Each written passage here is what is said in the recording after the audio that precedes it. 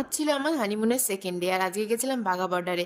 তো বাঘা বর্ডারে গিয়ে এখন চলছে দেখো সার্চিং করেই এভাবে ঢোকানো হয়। আর ওখানে গিয়ে দেখতে পেলাম হচ্ছে ভারত আর পাকিস্তানের যুদ্ধ।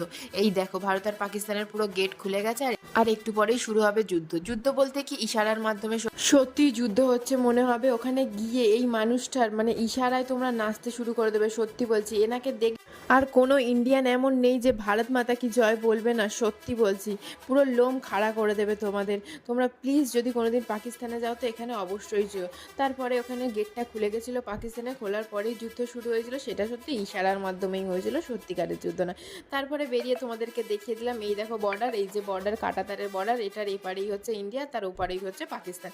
আর এদিকে দেখো একটা গেট রয়েছে, এটা কিন্তু সত্যিকারের ইন্ডিয়ার গেট নয়। আর এদিকে আমি গোলাগুলি করে আজকের ব্লগটা এখানেই শেষ করে দিলাম।